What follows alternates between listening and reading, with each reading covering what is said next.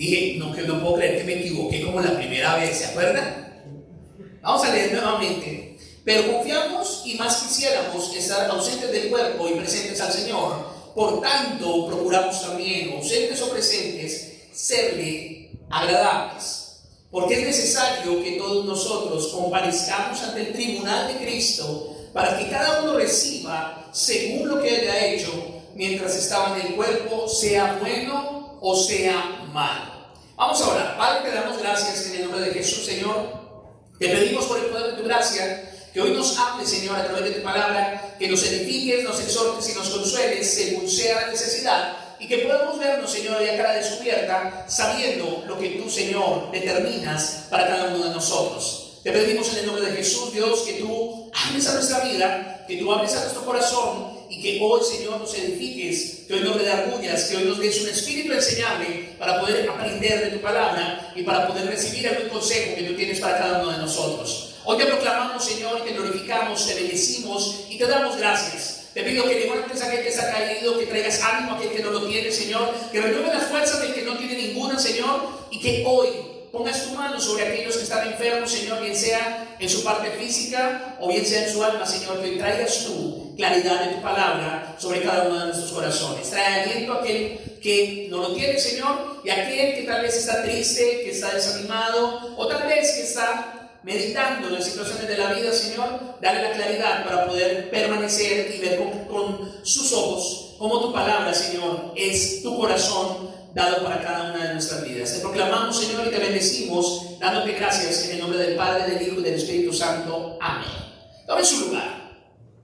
Entonces, nosotros estuvimos hablando claramente de cómo nosotros no podemos obviar esa cita un día que comparezcamos delante del Señor. Yo quiero pedirle mientras tanto a los niños que vayan con Juan Pablo a su clase de niños. Se me ha olvidado decirles, miren, tengo tanto por decir que a veces que vaya a la clase con los niños, y Alicia va a estar pendiente allí también para ayudar con ellos, entonces, para que puedan ir a su clase. Entonces, hablábamos precisamente cómo es de importante que tengamos claro que un día vamos a tener que comparecer delante del Señor, que un día vamos a ir delante de su presencia y vamos a comparecer a esa cita que ninguno de nosotros puede eludir o que ninguno de nosotros puede cambiar. Es una cita que ninguno de nosotros va a poder tener excusas o va a poder tal vez salir con alguna otra situación, tal vez con las que salimos usualmente, ¿no? Y habíamos visto que las características de esa cita es que era una cita obligatoria, era una cita en donde todos los hijos de Dios vamos a comparecer, que esa cita es diferente, el tribunal de Cristo es diferente al gran juicio del trono blanco, y el gran juicio del trono blanco dice que es para los muertos grandes y pequeños, y que van a comparecer delante de Dios a dar cuentas. Pero son aquellos que nunca nacieron de nuevo, que nunca tuvieron a Cristo como su Señor y Salvador, y entonces van a ser juzgados allí por las cosas que hicieron, y van a ser juzgados por todo lo que está escrito allí en ese libro en donde se lleva, porque el Apocalipsis habla precisamente que se abrieron los libros y que allí hay consignado todas esas cosas que tal vez usted no hizo o que hizo, y va a comparecer delante del Señor. En el juicio del trono blanco, lo que va a pasar es que las personas van a ser mostradas en su injustificación de su pecado, y automáticamente pues van a ir a una eternidad sin Dios. Los que somos nacidos de nuevo, los que somos hijos de Dios, vamos a ir también y vamos a comparecer al tribunal de Cristo, que es lo que precisamente aquí en 2 Corintios capítulo 5 verso 10 el apóstol Pablo habla con claridad y nos dice a nosotros que es necesario, y cuando dice es necesario, o sea, que es una cita que usted no va a poder escaparse, es necesario que todos, y habla de todos los hijos de Dios, comparezcamos ante el tribunal de Cristo. ¿Para qué? Para que cada uno reciba según lo que haya hecho mientras estaba en el cuerpo, sea bueno o sea malo. Entonces, nótese usted que en el gran juicio del trono blanco van a comparecer todos aquellos que nunca tuvieron a Cristo, que nunca nacieron de nuevo. Aún gente sentada en una iglesia va a comparecer al juicio del trono blanco, porque el hecho de que usted esté sentado en una iglesia no lo hace hijo de Dios. Amén. Juan capítulo 3 nos dice que es nacer de nuevo, y nos dice realmente, el mismo Señor nos lo expresa en las cartas, que no es por voluntad voluntad de hombre, no es por su voluntad, porque nosotros de continuo es hacer ¿qué? El mal. Si es por nuestra escogencia, vamos a escoger siempre ¿qué? El malo, porque nuestro corazón está inclinado al mal. Pero el Señor, extendiendo su gracia a través del Señor Jesucristo, nos encontró y nos trajo a Él. Se reveló a nuestra vida, el Espíritu de Dios nos redarguyó de pecado, justicia y juicio, y entonces vimos claramente que merecíamos la muerte, y entonces pudimos entender que necesitábamos un Salvador, y ese Salvador es Jesucristo, quien murió por nuestros pecados, quien nos redimió de la maldición del pecado y de la muerte y nos extendió la vida eterna. Entonces, son dos posiciones diferentes. Y yo hoy, y durante este mes, esta es la quinta sesión que hablamos precisamente de esa cita ineludible, y siempre he hablado es para la iglesia, para los hijos de Dios, para los nacidos de nuevo. Tengo también una predicación donde hablo para aquellos que no son cristianos, qué pasa en ese juicio del trono blanco. Pero estamos enfocados hoy precisamente en esa cita que los hijos de Dios vamos a tener que comparecer. Y como vimos las características de esa cita es obligatoria, esa cita es personal e intransferible, nadie puede ir por usted, y esa cita no va a ser aquí en la tierra, sino se va a efectuar en un ámbito espiritual. También nosotros estuvimos mirando los propósitos de esa cita. ¿Para qué esa cita? Y aquí vamos a ser evaluados por el Señor. Vamos a ser evaluados delante de Dios para que cada uno de nosotros reciba lo que haya hecho, sea bueno o sea malo, mientras haya estado en esta tierra. Entonces, lo primero que el Señor tomará en cuenta es nuestro nivel de obediencia a la palabra de Dios. ¿Qué tanto obedecimos? Porque a veces nosotros decimos, sí, yo sé, sí, la Biblia dice, pero de aquí hay 18 centímetros del cerebro al corazón, y son los 18 centímetros más largos que podemos transitar en nuestra vida, porque mucha gente puede estar informada en su mente, pero nunca esa palabra ha bajado a su corazón. Y era lo que le pasaba a Israel tenía claro que Dios era el Dios de los cielos y de la tierra, y que con mano poderosa los había librado. Pero a ellos les costaba entender que Dios era un Dios celoso, y que Dios era un Dios que a ellos les exigía exclusividad. Entonces, en el momento que ellos no veían o no sentían a Dios, entonces ellos iban en pos de lo que había realmente en su corazón. Ellos se iban detrás de lo que había en su corazón, y entonces ellos iban y fabricaban ídolos y fabricaban dioses que ellos pudieran tocar y pudieran ver, porque les costaba depositarse en ese Dios que los había libertado.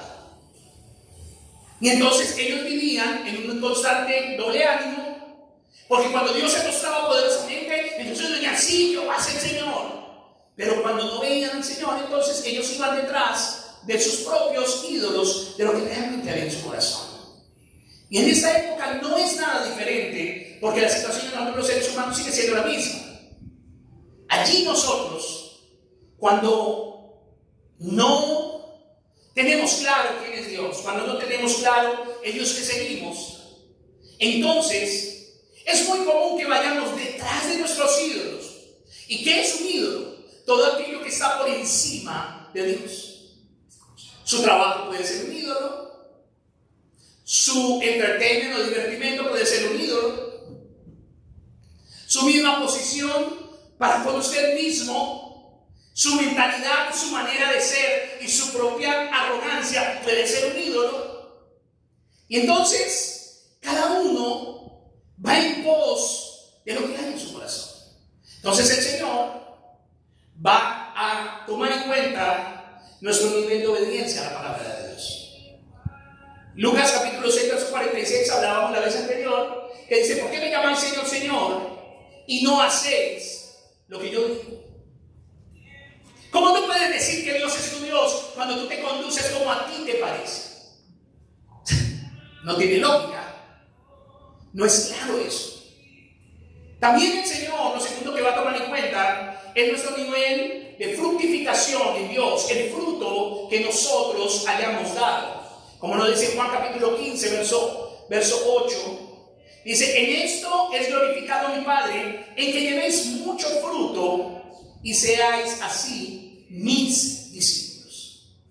Entonces, esa cita nos va a evaluar y nos va a poner los propósitos. Es que vamos a ser evaluados en la obediencia al Señor. Vamos a ser evaluados precisamente en la fructificación que hemos dado para Dios. Vamos a ser evaluados en cómo respondemos personalmente a ese Señor. Vamos a ser evaluados de cómo respondemos personalmente por la manera como nosotros representamos en la tierra a Cristo, cómo hemos sido realmente embajadores. Porque muchas veces nos llenamos la boca diciendo que amamos a Dios, que seguimos a Dios, que somos de Dios. Pero con esas acciones en nuestra vida negamos contundentemente a Dios. Entonces, lo como se llama en psicología, eso es una disociación. Una cosa es lo que yo pienso, otra cosa es la que yo hago, y otra muy diferente es la que hago. Y por lo general, los psicólogos decimos que las personas que no tienen ese nivel de coherencia y que están disociados son personas que no son personas mentalmente saludables o coherentes. Y si usted se da cuenta, vivimos en un mundo en donde mucha gente, sin tener una enfermedad mental o sin tener una posición de desbalance en su parte cognitiva o en su parte mental, vive también en esas disociaciones. Y acuérdense que la palabra diablo viene de la palabra diabolos, que significa el que divide. Y Satanás lo primero que hace en su vida y en la mía es dividirnos entre lo que pensamos y sabemos, entre lo que decimos y entre lo que hacemos. Entonces él logra disociarnos y hay una incoherencia en nuestra posición. Entonces el Señor nos va a evaluar, como lo dice 2 Corintios 5:19 al 20, que Dios mismo estaba reconciliando al mundo con Cristo. Estaba reconciliando al mundo por medio de Jesús, no tomándoles en cuenta a los hombres sus pecados, y nos encargó a nosotros la palabra o el ministerio de la reconciliación. Entonces, el Señor nos habla y dice que así que nosotros somos embajadores en nombre de Cristo, como si Dios rogase por medio de nosotros. O rogamos en nombre de Cristo reconciliados con Dios. Entonces vamos a ser evaluados también de cómo hemos respondido siendo embajadores de Cristo. ¿Y qué hace un embajador? Es mostrar la mejor cara de su país, ¿no?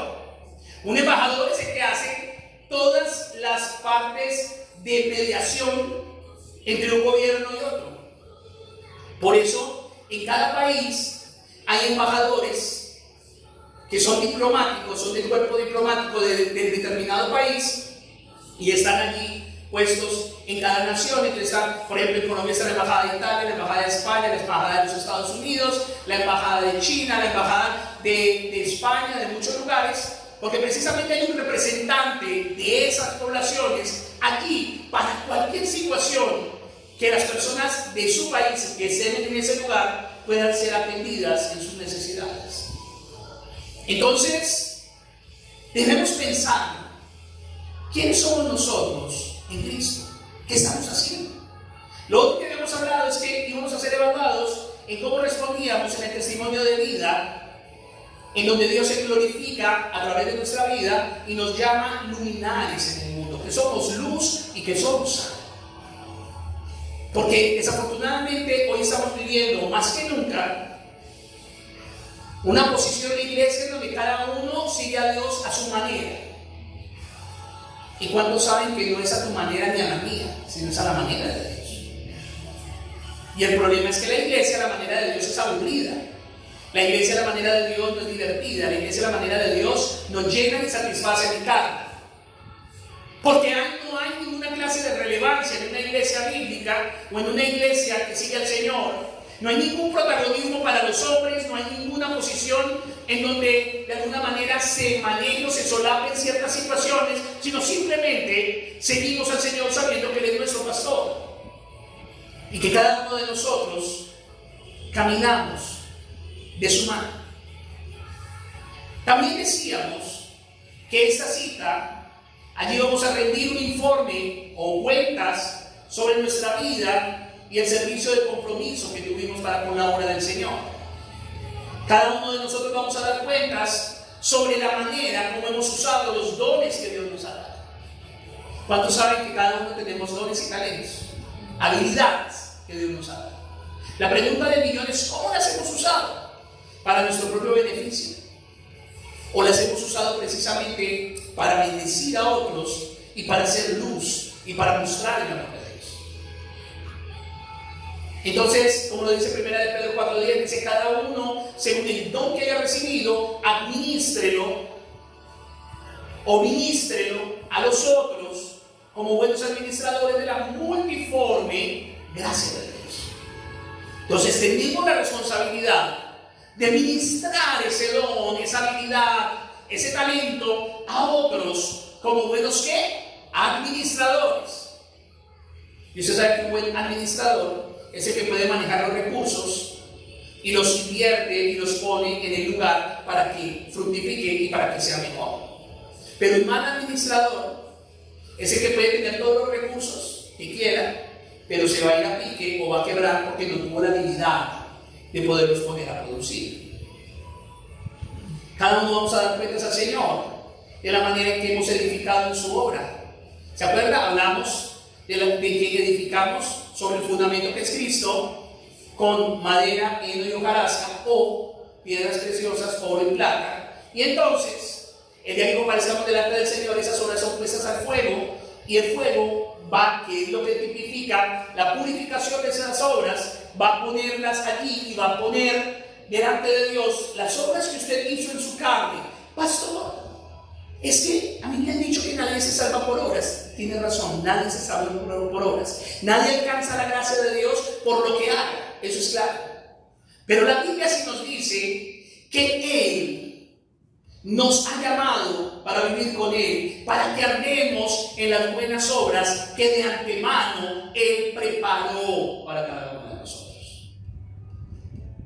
Si bien es cierto, las obras no nos dan la salvación ni alcanzamos absolutamente nada con Dios, cuando nosotros nacemos de nuevo y seguimos a Cristo, entonces caminamos en las buenas obras que Él de antemano preparó para que usted y yo caminásemos en ellas.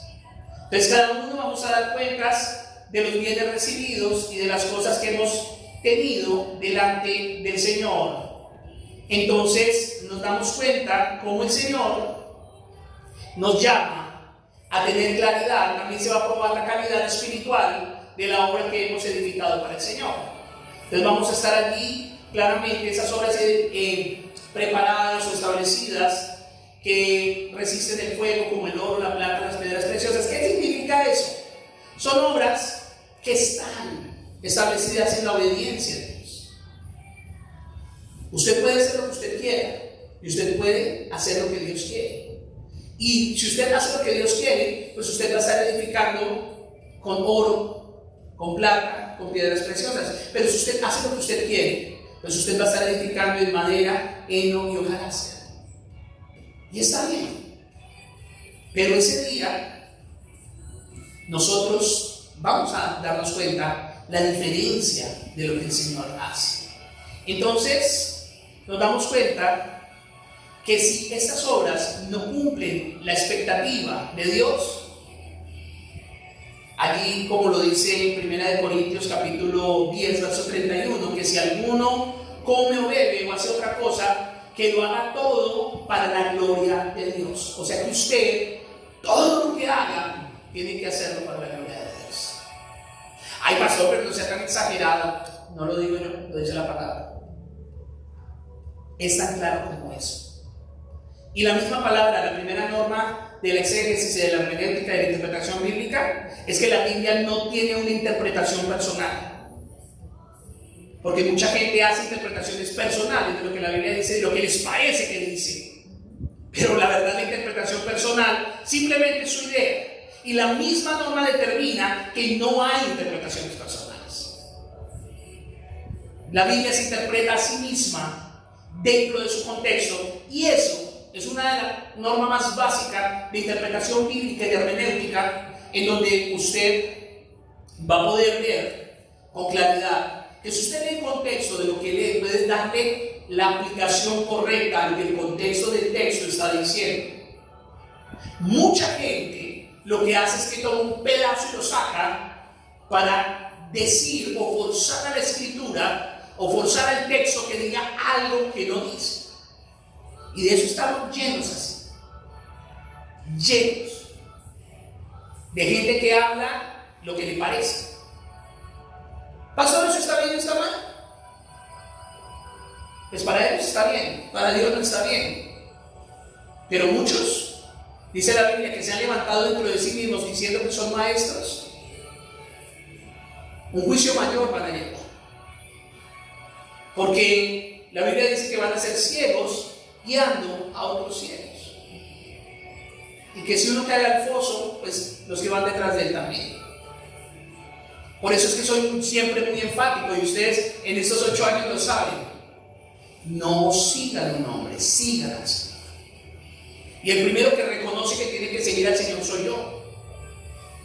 Y yo les he dicho, sean como los hermanos de Berea, que eran más nobles que los de Tesalónica, pero que ellos verificaban en la Escritura si lo que el apóstol Pablo y Silas decían era verdad.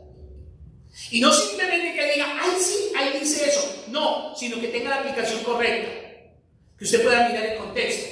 Y para eso usted necesita conocer la Biblia.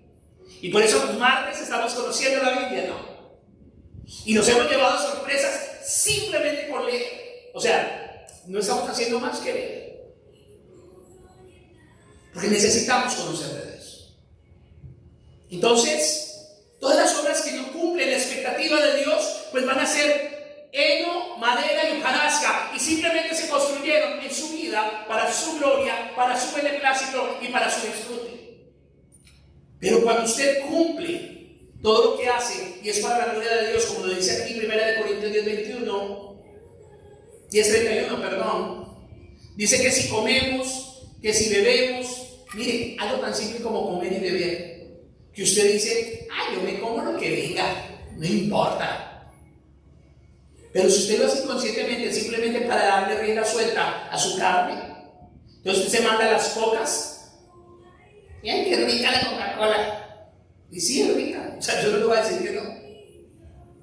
La Coca-Cola es rica, y ojalá con una hamburguesa, con una carne todavía más. O con la pizza, o con lo que sea. Pero la pregunta del millón, que sea rica, que me guste, que esté bien, ¿me hace bien? No. Cada Coca-Cola es una descarga de 25 porciones de azúcar, que para su cuerpo es como un shock, y su páncreas y su hígado y todo eso se ve afectado. ¿Que usted come para usted? Sí. Cuando se le tranquen las arterias, también para usted. Cuando acabe con su vida, también para usted. Y hay muchos que se van antes de tiempo precisamente porque no hicieron las cosas para la gloria de Dios, sino para sí mismos. Y usted va a decir, ay pastor, usted que viene a hablar, si usted está gordito, usted debe empujar esas cocas, pero ¿para qué? Pero muchas veces juzgamos el libro por su portada, pero no sabemos a fondo qué es lo que hay. Y los que me conocen más de cerca saben que yo me cuido de lo que como. Y me cuido de lo que como porque soy responsable. Pero pues hay una condición ahí que pues trato de mantener regulada, una condición física que trato de mantener regulada. Y por eso yo no me subo más de peso, porque mi cuerpo tiene la tendencia a llegar a tener el peso como lo de kilos mortales. ¿Se han visto kilos mortales o no? El doctor Nosara en el Discovery Health, en donde sale el señor allá hablando de los gorditos de 500, 600 libras para hacerles el gastric bypass o el bypass gástrico. Y la condición que yo tengo me puede llevar a mí a ese peso. Pero si ustedes me ven a mí, yo me mantengo en un peso y trato en lo posible de mantenerme ahí. Si usted me pregunta, pastor, ¿usted cuánto come al día? Yo como solo 2 veces. La primera comida me la estoy comiendo más o menos sobre las 11:30 de la mañana y la segunda comida me la estoy comiendo a las 5:30, excepto los días martes cuando tenemos estudio bíblico. Entonces yo me como la primera comida 11:30, como un snack más o menos a las 4 de la tarde y luego me como las deliciosas cosas que ustedes traen de refrigerio en esa clase, ¿cierto? En esa clase se come rico, de las dos formas. Se come rico en la comida, pero también se come rico en la palabra y estamos aprendiendo y creciendo. Y entonces estamos cumpliendo lo que dice Hechos capítulo 2, que los hermanos compartían en el templo. Ese es otro texto que está tan mal citado. La gente dice, es que en el principio la iglesia nació en Kansas, y le digo, no, en la casa compartían el pan. Vamos, miremoslo rápido. Hechos capítulo 2, verso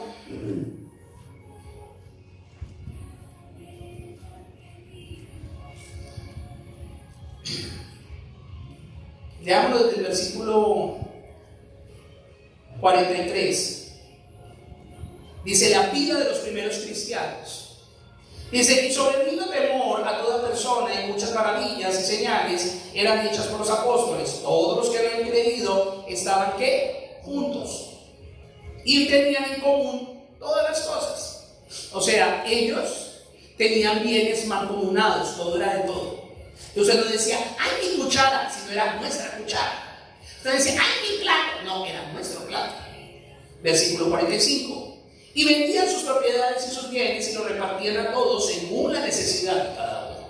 O sea que había una posición de dar con liberalidad. Y si alguno tenía algo para poder bendecir o para poderle quitar una carga a su hermano, pues vendía eso y le aliviaba la carga del hermano. Versículo 46. Y aquí es donde, y definitivamente es que mucha gente habla de lo que no conoce. Lastimosamente hay una profunda ignorancia de la palabra y de todo el contexto bíblico. Y cada uno de esto parece la torre de Babel, cada uno habla su propia lengua. Y mire lo que dice, y perseverando unánimes cada día, ¿en dónde? ¿En dónde? Ay, no dice que en las casas, ¿cierto? Decía que en dónde, en el templo. Porque siempre ha habido un lugar dedicado para Dios. Usted y yo somos templo del Espíritu Santo. ¿Sabía que cuando usted y yo nacemos de nuevo, el Espíritu de Dios mora en usted? Y entonces usted ya no vive para usted, sino que usted es templo del Espíritu de Dios.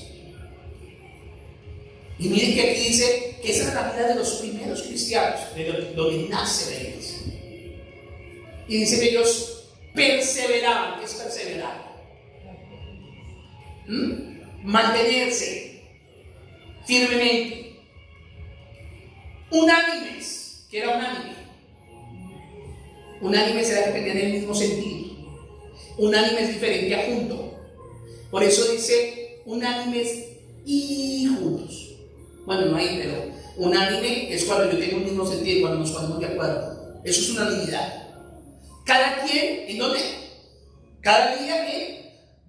Ay, o sea que ellos iban al templo todos los días. ¿Cómo la? Y ellos no decían, uy, ¿qué tanta iglesia es esa? Dios mío, 2 horas. Estoy entregando a salir. No, ellos iban todos los días. Todos los días. Cada día en el templo perseveraban unánimes en el mismo sentido. Y miren lo que le han dado de mala interpretación a un texto tan sencillo como este. Y partiendo el pan, ¿en dónde? Ellos en el templo perseveraban, adoraban a Dios, buscaban al Señor, estaban allí y en las casas convivían, compartían y comían el pan. Comían juntos ¿con qué? Con alegría y con sencillez de corazón. ¿Sí se dan cuenta? Y yo conozco mucha gente que dice, es que la iglesia nació en casas. Luego de ahí, ellos pasaron por una situación de encierro, fueron a las catacumbas, hicieron otra serie de cosas, pero la Biblia habla claramente que ellos estaban en ¿dónde? En el templo, perseverando cada día unánimes. Como información. Volvamos a 2 Corintios 5:10. Volvamos nuevamente a nuestro texto básico. Allá la segunda carta de los Corintios, capítulo 5, verso 10, en donde estamos hablando de nuestra cita ineludible. Entonces, todo lo que usted haga, usted debe mirar la motivación con que lo hace. ¿Por qué lo hace? Para realizar, ¿qué persigue usted al hacer las cosas? ¿Qué motivación y qué intención hay en el corazón? Y la pregunta es, ¿hacemos las cosas para recibir nosotros la gloria y para que busquemos la honra por lo que hacemos y por nuestro trabajo? ¿Buscamos con lo que hacemos la recompensa de los hombres? ¿Buscamos con lo que hacemos agradarnos a nosotros mismos? ¿Buscamos tener un corazón envanecido? Hay personas que ayudan a otros. Ahí está bien que los ayuden, pero ¿saben? Los ayudan con la motivación y la intención incorrecta, perdón. Porque psicológicamente hablando hay personas que tienen una necesidad de sentirse salvadoras de otros. Entonces hay gente que, ay, yo le ayudo, hermanita, yo hago esto, pero no lo hago para ayudarme y honrar a Dios, sino lo hago para sentirme bien yo. Madera, heno y hojarasca. Nada que ver. Personas que vienen a la iglesia porque Dios nos va a castigar y les va a partir un rayo. Madera, heno y hojarasca. Personas que se portan bien porque no quieren ir al infierno. Madera, heno y hojarasca. Y la diferencia de construir esas mismas situaciones es yo ayudo sin esperar nada a cambio, porque yo ayudo para que Dios sea glorificado, no para que digan, ay, cómo ayuda, hermano, ustedes. Olvídense.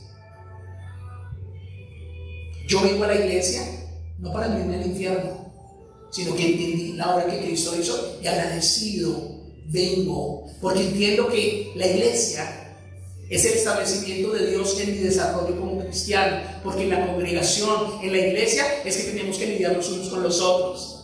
Y entonces tenemos que ver a los más difíciles y desarrollarnos en amor. Y tal vez el que me cae así más gordito, pues tengo que hacerlo más flaquito y que me caiga bien.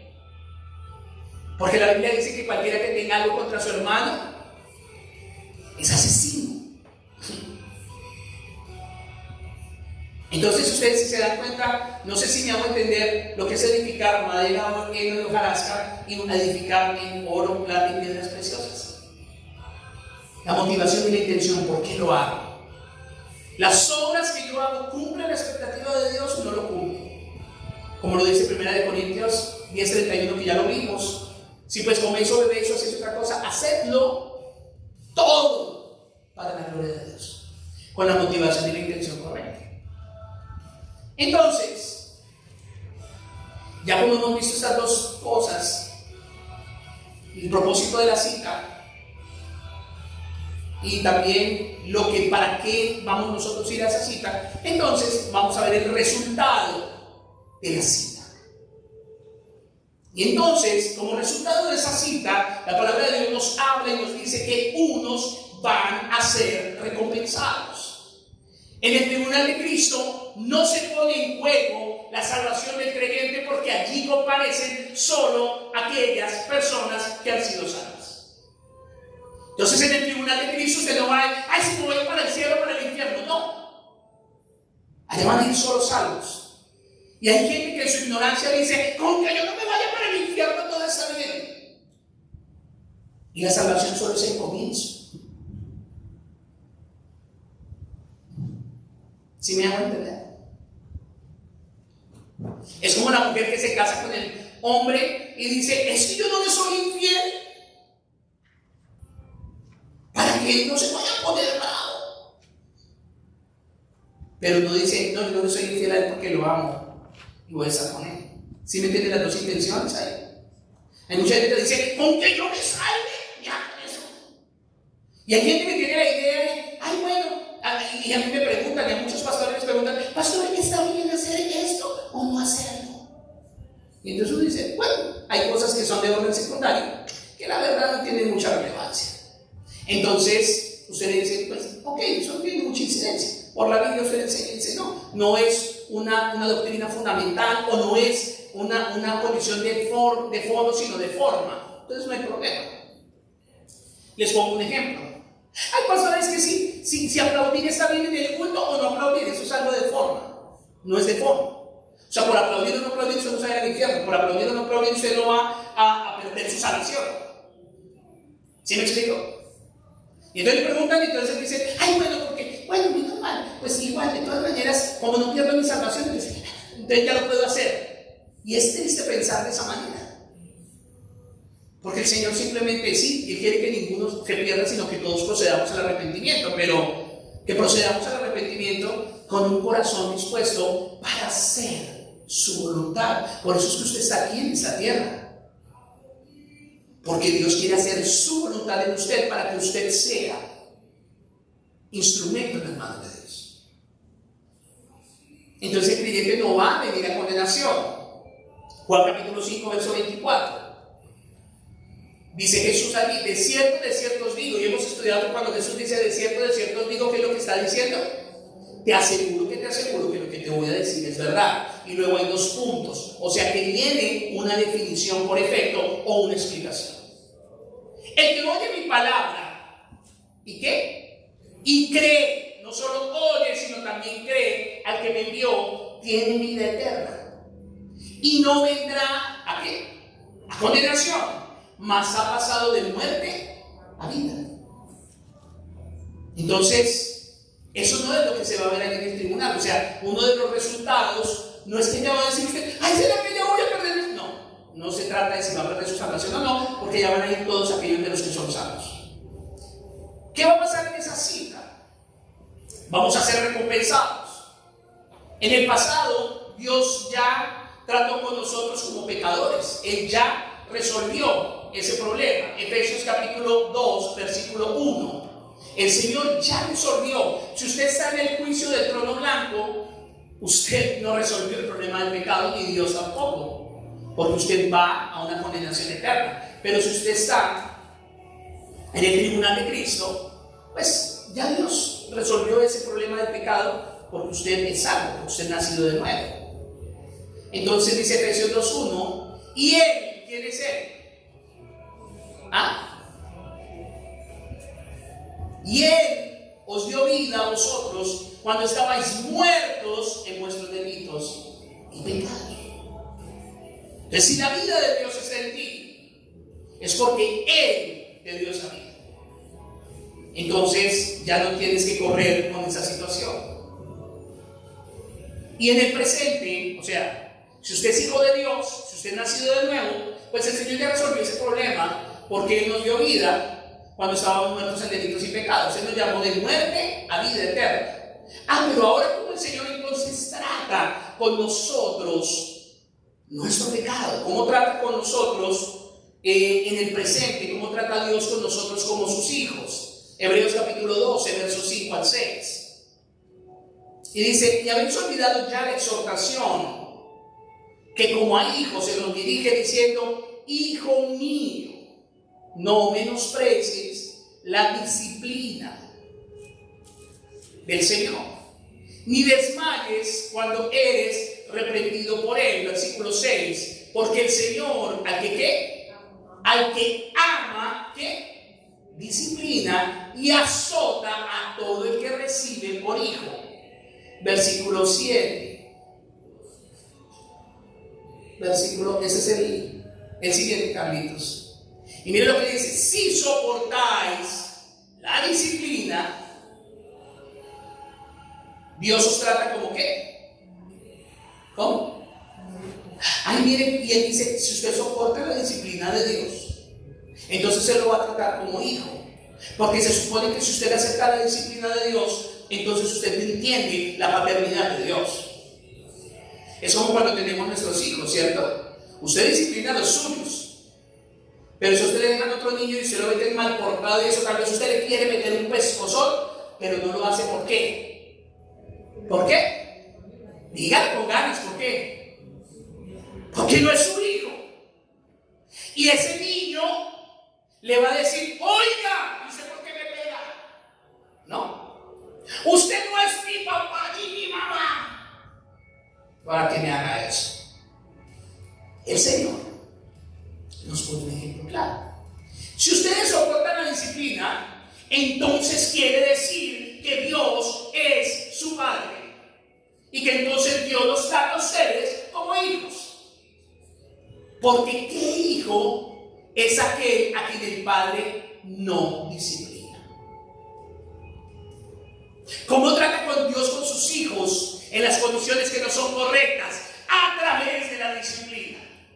El Señor nos corrige, el Señor trabaja con cada uno de nosotros y entonces nos lleva a entender lo que estamos haciendo en nuestra vida. Entonces, versículo siguiente, el 8, por favor. Pero si se os deja sin disciplina, y mire lo que dice ahí, de la cual todos, ¿y cuáles son todos? Pues todos son todos. Todos los que son hijos de Dios han sido participantes. Entonces, ¿sois qué? ¡Qué palabra tan dura, hermano! ¿Cómo me va a decir bastardo? Sí, lo dice la Biblia. Y bastardo es aquel que no tiene un papá reconocido. Sencillo. O sea que la paternidad o la legalidad se mide a través del padre.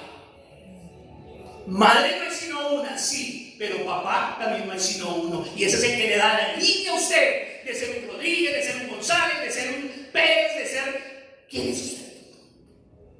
Y si usted tiene a Dios como su padre, entonces Él va a lidiar con usted y conmigo a través de la disciplina. Pero si nosotros no soportamos la disciplina, ¿qué dice? No somos hijos. Sencillo. Entonces hemos visto cómo Dios trató en el pasado con el pecado, nos llamó de muerte a vida, ¿cierto? Efesios 2, versículo 1. ¿Cómo trata Dios con nosotros en nuestra actualidad? Con los hijos de Dios en sus fallas y errores, a través de la disciplina. ¿Y cómo va a tratar Dios con nosotros en el futuro, como mayordomos? Primera de Corintios capítulo 4, verso 1 al 2. Así pues, tengamos los hombres por servidores de Cristo y administradores de los misterios de Dios. Ahora bien, se requiere de los administradores que son duros, de los administradores, que cada uno sea ¿qué? Hallado fiel. Entonces, en el tribunal de Cristo, los creyentes rendiremos cuentas de nuestra actuación como hijos de Dios.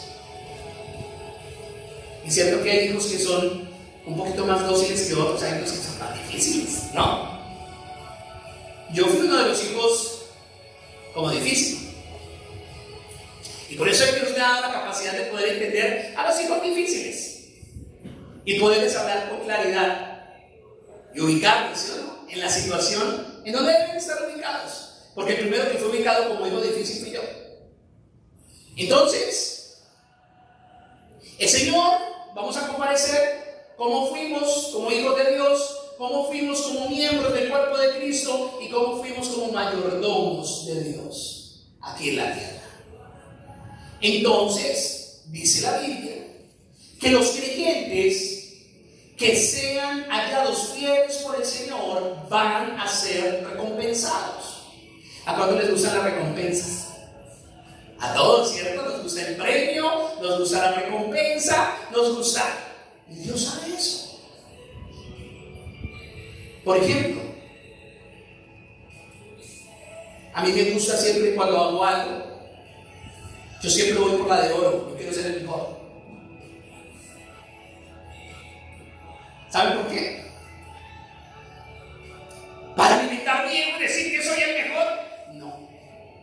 Porque a través de ser el mejor, puedo entonces tener una posición de decirle a los demás, sí se puede. De la mano de Dios, tú puedes hacerlo. Y ahorita en la maestría que estoy haciendo, para la gloria de Dios, estoy terminando el año. Y yo creo que soy el mejor de la clase, ¿cierto?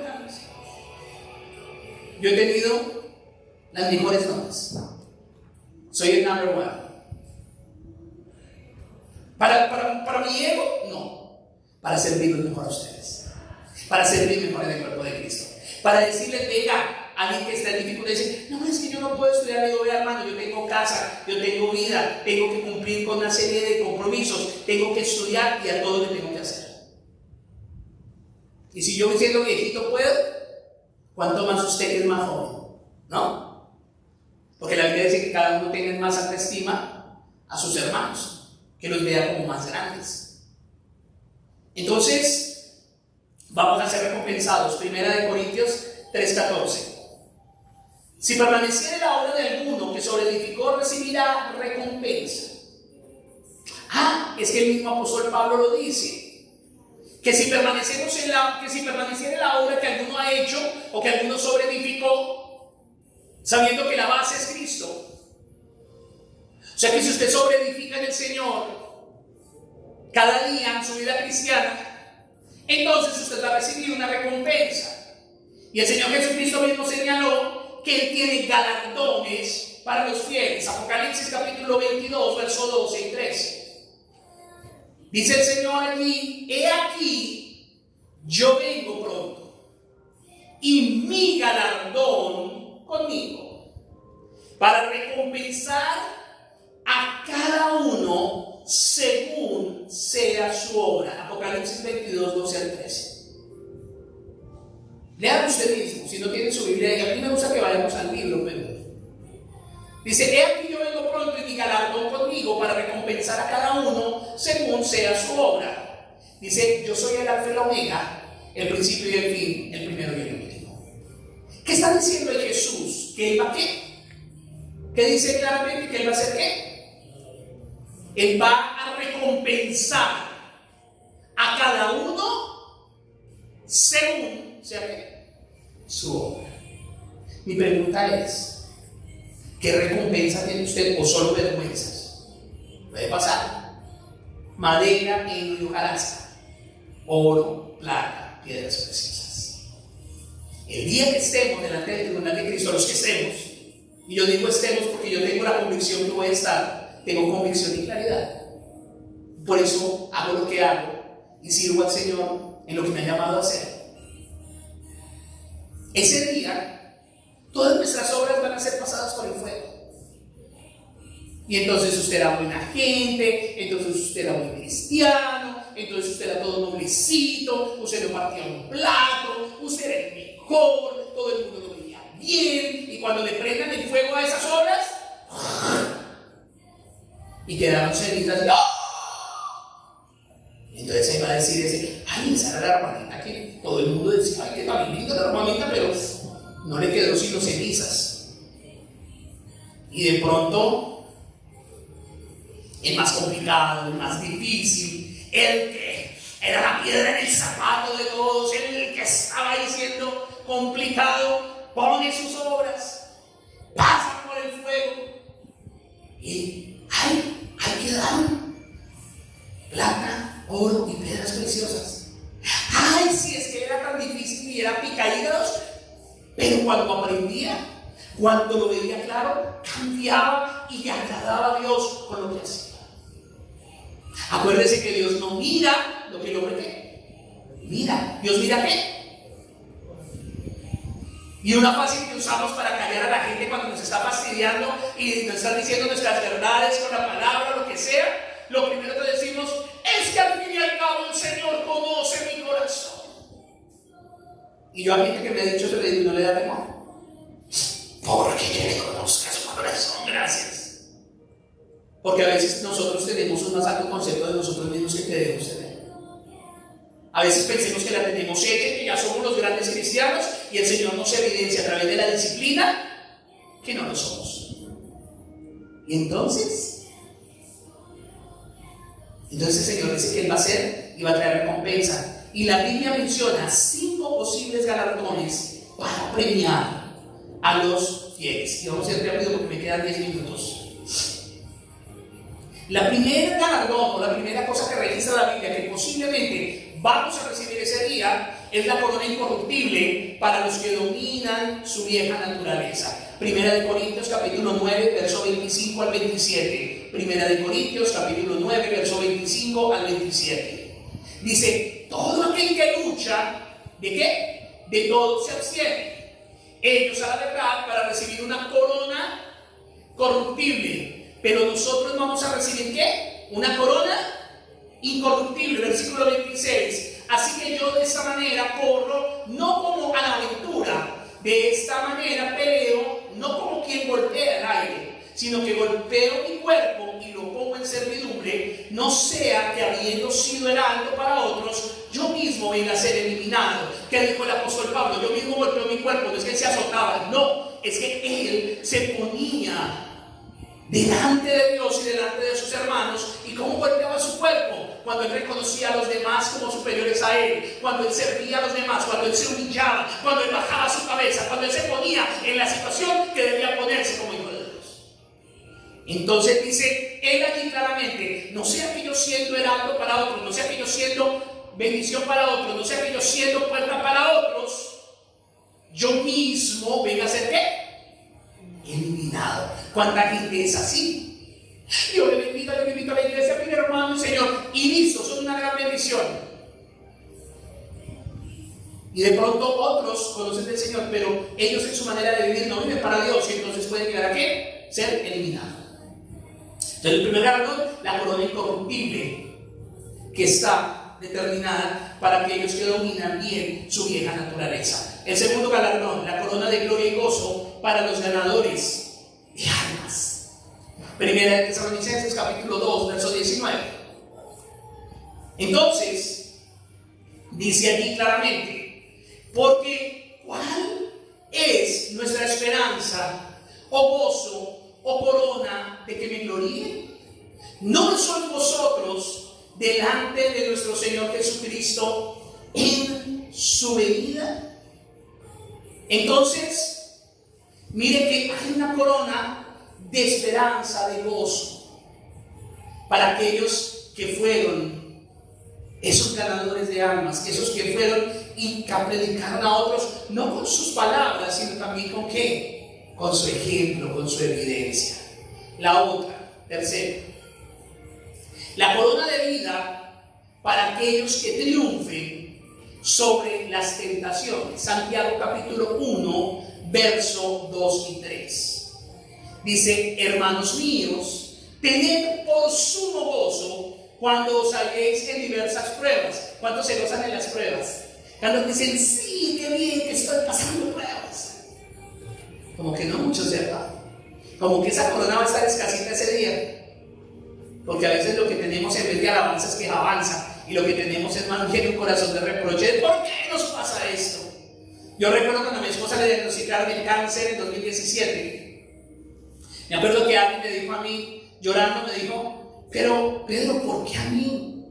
Yo he soltado todo lo que el Señor me ha dicho que suelte. Yo dejé toda mi vida aquí en Colombia y me fui a obedecer, a servir al Señor. Yo hice esto y aquello. Y yo la escuché. Y cuando terminó de hablar, le dije: ¿ya terminaste? Me dijo: sí. Listo, ya me diste todas las razones por qué no te puede estar pasando lo del cáncer. Ahora dame tú las razones por qué sí te puede pasar. Y a veces le dije: ¿sabes? Tú me dices que a ti, ¿por qué te está pasando? No te puede pasar. Y yo te digo: ¿y por qué no te puede pasar? ¿Qué de diferente tienes a los demás? ¿Qué situación hay en tu vida que te hace especial o diferente? Porque se hace una doctrina también que es tan perversa y tan mentirosa. Es que yo soy la niña consentida de Dios. Es que yo soy la niña de los ojos del Señor. No, mijo, para Dios todos delante de Dios somos iguales. Y todos los hijos de Dios somos iguales. Todos. Que hay unos que se relacionan con el Padre de una forma diferente. Y eso los hace un poco más cercanos, pero eso no los hace preferidos. Simplemente los hace más cercanos. Entonces, nos damos cuenta que ahí, como lo dice Santiago: hermanos míos, tened por sumo gozo cuando os halléis en diversas pruebas, el versículo 3, sabiendo que la prueba de vuestra fe produce paciencia. Ay, si yo no tengo paciencia. Ay, no necesitas pruebas, pero todas. Porque la paciencia debe ser algo desarrollado en la vida del Hijo de Dios. Fruto del Espíritu: paz, paciencia, gozo. La paciencia es algo que todos vamos a tener como hijos de Dios que desarrollar. Como dijo la chimoentrufia, quieras o no, te va a tocar. Nos va a tocar. Apocalipsis 2:10. No temas en nada lo que vas a padecer. He aquí, el diablo echará a algunos de vosotros en la cárcel, para que seáis probados, y tendréis tribulación por 10 días. Sé fiel hasta la muerte, y yo te daré la corona ¿de qué? De la vida. Entonces esa corona de la vida es para aquellos que triunfen y venzan y pasen las tentaciones. Otra, la corona de justicia para los que aman la venida del Señor Jesucristo, 2 de Timoteo 4:8.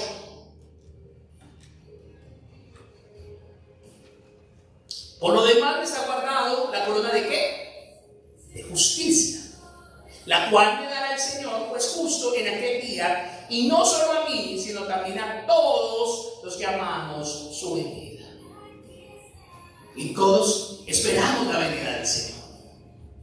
Pero hay gente que dice, ay, mejor que el Señor venga ya para no enfrentar la vida. No, esos son cobardes. Esos no son los que dice aquí que añoran la venida del Señor con un corazón santo. No, los que dicen, ay, ojalá el Señor ya viniera y acabara con esto para no parar, para no lidiar, para no, ubíquese. De esos no son los que está hablando la Biblia. La Biblia está hablando de aquellos que añoramos la venida del Padre, y por cuanto la añoramos, entonces predicamos, vivimos y estamos aquí siendo luz y sal para todos aquellos que están a nuestro alrededor. Entonces, el otro galardón que posiblemente va a darse ese día, y ya les he hablado del 4, voy a hablar del 5, la corona de gloria. Y aquí viene esa corona de gloria. Ay, esa sí no es para todos. ¿Cómo la ve usted? Esa corona no es para todos. Esa corona de gloria es para los pastores y maestros fieles de la iglesia. 1 de Pedro 5:2-4. Apacentad la ley de Dios que está entre vosotros, cuidando ¿qué? De ella. ¿Qué es lo que tenemos que hacer los pastores? Cuidar, gobernar. Cuidar. Porque los pastores somos simplemente cuidadores, en pocas palabras. Y eso no, cuando yo doy conferencias o cuando doy predicaciones para pastores, no les gusta que yo diga esto. Digo, ¿cuántos pastores hay aquí? ¿Cuántos aman al Señor? ¿Cuántos son aquí los celadores de Dios? Así ya no les gusta. Porque no un celador yo, no. Y es que el problema es que el celador es el que cuida el edificio pero se cree el dueño. En los países nuestros, los que más problemas ponen para cuando uno vaya a cualquier lado son los celadores. En Colombia eso es muy común. Entonces nos damos cuenta, como lo dice la palabra, apacentar la ley de Dios que está entre vosotros, cuidando de ella, no por fuerza, sino que voluntariamente, no por ganancia deshonesta. ¿Sí ve lo que dice ahí? Y yo he compartido ya que son ganancias deshonestas en la vida de un pastor, sino con ánimo pronto, no como teniendo señorío sobre los que están a vuestro cuidado, sino siendo ejemplos de la ley. Y cuando aparezca el príncipe de los pastores, vosotros recibiréis la corona incorruptible de gloria, sin como sin galardones. Pero otros no recibirán recompensas, sino otros las perderán. ¿Cómo así, pastor? Sí, ese día unos perderán las recompensas. ¿Quiénes perderán las recompensas? Aquellos creyentes cuyas obras no resistan el fuego perderán sus recompensas. 1 Corintios 3:15, la parte A. Si la obra de alguno se quemare, él sufrirá pérdida. Si bien él mismo será salvo, aunque así como por fuego. Entonces, ¿qué quiere decir? Ese día no va a tener galardón, no va a tener recompensa. Y yo le hago una pregunta, aquí entre nos. ¿Cómo se siente usted cuando usted va a algún lugar y usted ve que a todos les dan algo y a usted no le dan nada? ¿Cierto que no se siente rico? ¿Cierto que no se siente chévere? Nosotros los colombianos decimos, le cortó la cara. O sea, no le dieron. Si usted se siente cómodo que lo invitan a una fiesta y a todos les dan comida menos a usted, ¿usted cómo se siente? ¿Cómo se siente? Mal, ¿cierto? No, y que tienen conmigo, y porque a mí no me dieron comida, y porque a mí no. Y automáticamente hay una inconformidad. Eso va a pasar ese día. Y usted ve a otros con sus coronas Y usted ahí con la mano pelada. ¿Quiénes van a recibir pérdidas también? Varias porciones de la Escritura nos hablan precisamente de la posibilidad de los creyentes de perder su recompensa en los cielos. Segunda de Juan 8. Vamos a ir rápidamente. El versículo 8. Mirad por vosotros mismos para que no perdáis ¿qué? El fruto de vuestro trabajo, sino que recibáis ¿qué? El galardón completo. Eso cambia la ecuación, ¿no? Eso cambia muchas cosas. Porque una cosa es usted decir, ay, es que yo soy salvo y con eso tengo. No, la salvación apenas es el comienzo, mis amados. Porque el día que estén dando los galardones, si usted es salvo, se lo juro que no se va a sentir nada agradable. Porque no es igual usted sentirse que recibió algo a sentirse que no recibió nada. Eso va a ser una diferencia. Lo otro es que estos creyentes van a ser salvos, pero como decimos los colombianos, van a ser salvos de chepa o prácticamente de rasponazo. Y créame que cuando venga el milenio, que eso es otra predicación, es otra enseñanza, a usted no le va a gustar. Porque va a haber una diferencia entre los que son con galardones y va a haber una diferencia a los que no tienen ningún galardón. Y entonces usted, en esos 1000 años, que es el milenio, que hace parte de nuestra doctrina cristiana, no es igual usted ser el principal de la ciudad de Omaha que ser el que recoge la basura o el que barre las calles. ¿Sí es igual? ¿Qué hace la diferencia? La posición, ¿cierto? Eso va a ser bien importante ese día. Entonces, nos damos cuenta nosotros cómo Dios obra en nuestra vida. Y lo último que quiero decirles rápidamente, cuáles son las recomendaciones para esa cita. ¿Qué es lo que la Biblia nos dice que debemos hacer o cómo debemos estar para afrontar esa cita de la mejor forma? En las Escrituras nosotros encontramos recomendaciones para que nos vaya bien, para que Dios nos bendiga, para que tengamos una vida fructífera, una vida próspera, una vida llena de Dios. Pero también nos dice y nos da recomendaciones para que nos vaya bien el día que comparezcamos delante del tribunal de Cristo. La palabra de Dios nos exhorta a cada uno de nosotros precisamente a ser diligentes en cumplir la gran comisión. Segunda de Timoteo 2:15 dice: procura con diligencia presentarte a Dios como obrero aprobado, que no tiene de qué avergonzarse y que usa bien la palabra de verdad. Comercial. La palabra de verdad no se puede usar bien o se puede usar mal. Pónganle cuidado ahí, que usa bien. Ese que usa bien tiene implícito el mensaje también que se puede usar mal. Entonces hay gente que usa la palabra de Dios mal para hacer sentir a otros mal. Hay gente que tiene la palabra de Dios simplemente para hacer contienda. Hay gente que tiene para la palabra de Dios simplemente para decir: yo sí sé y usted no. A ver, dígame dónde está. Y la palabra de Dios dice que no es para eso. Entonces, usted puede usar bien o puede usar mal la palabra. O como cuando los cristianos están agarrados en la casa y se empiezan a sacar la palabra de Dios, ¿no?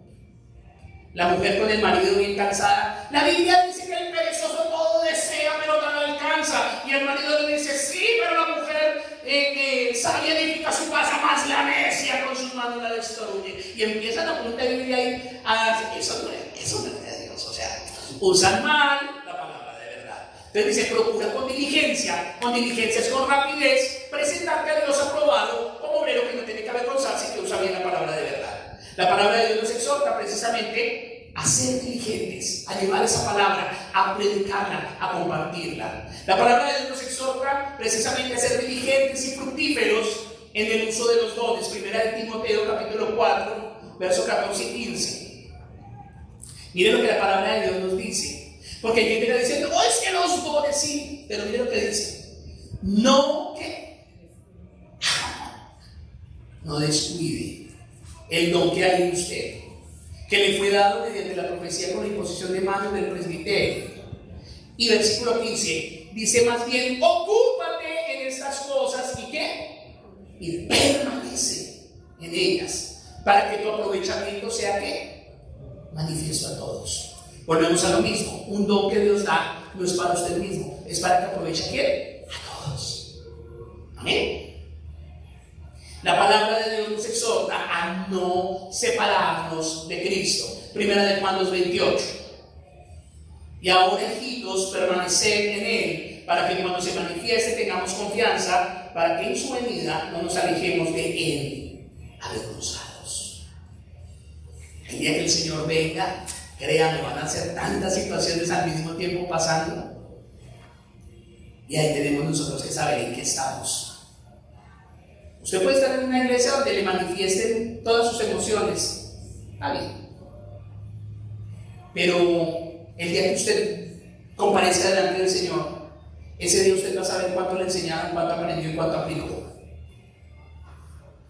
Y al menos yo como pastor no voy a correr con la responsabilidad de decir fue que yo no hice lo que tenía que hacer. Es que yo no les hablé la verdad, es que yo no les enseñé por miedo, Señor, de que se ofendieran o que corrieran. El Señor me va a decir, ¿sabe qué? Entonces no me va a dar la corona de gloria, sino me va a dar quién sabe qué cosa. Me va a dar, dice la Biblia que va a haber una recompensa o una paga que no va a ser muy agradable para los que servimos y para los que somos pastores, porque dice que una mayor condenación también nos espera si no hacemos lo que nos corresponde. Entonces yo no voy a pagarme ese precio, ese no.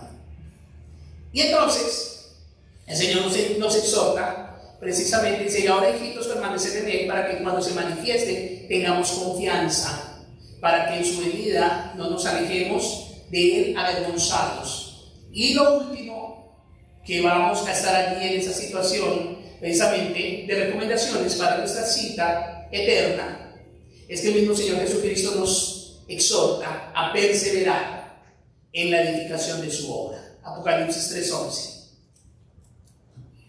He aquí yo vengo pronto, retén lo que tienes, para que ninguno tome ¿qué? Tu corona. Amén. Entonces, hemos estado nosotros totalmente claros de cómo nosotros hemos sido llamados a caminar en el Señor. Hemos visto las características de la cita, hemos visto los propósitos de esa cita, hemos visto claramente los resultados de la cita, y es que eso vimos hoy, que vamos a ser recompensados, pero también vemos nosotros claramente allí que otros perderán las recompensas, y hemos visto que nos recomienda el Señor para esa cita. Entonces, yo les invito a que hoy podamos nosotros recordar que tenemos la cita más importante de nuestra existencia, cita a la cual todos vamos a comparecer, donde vamos a ir al tribunal de Cristo, si somos salvos, si nacimos de nuevo. Y vimos hoy que en esta cita el Señor Jesucristo va a evaluar la vida de obediencia, la vida de servicio y la intención de nuestro corazón. La pregunta del millón, y yo quiero que usted se haga esta pregunta hoy: ¿en cuál de estas áreas no está siendo fiel usted y yo para hacer de inmediato los ajustes que tenemos que hacer en nuestra vida, o los que sean, o los que quepan al lugar de hacerlo? Yo le invito a que se ponga sobre sus pies hoy y que podamos venir delante de Dios y podamos estar a cara descubierta. Yo sé que me ve a través de las redes sociales y que ha seguido esta serie de predicaciones de la cita, a la cual no va a ser o no va a poder ser cancelada. Que podamos venir delante de Dios hoy y podamos vernos a cara descubierta delante del Señor y le digamos: Padre eterno, aquí estamos delante de ti, hemos recibido, Señor, tu palabra. Tal vez simplemente me doy cuenta que lo que yo necesito es nacer de nuevo, que lo que yo necesito es que Cristo me encuentre, que lo que yo necesito es precisamente encontrar ese camino, que el Señor me revele su camino. Y si ese es el caso, que usted le pueda decir: Señor, tal vez yo ni siquiera voy al tribunal de Cristo, yo tal vez voy es para el juicio del trono blanco.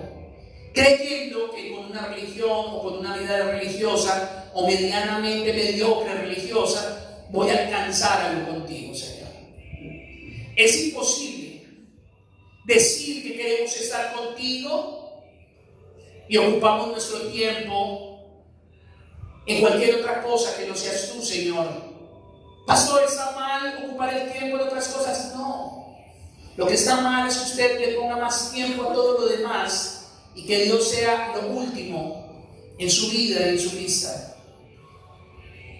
Que hoy podamos venir delante del Señor y decir: Padre, perdónanos. Perdónanos, Señor, porque tal vez ni siquiera al tribunal de Cristo vamos a comparecer. Ten misericordia de nosotros. Ten misericordia, Señor.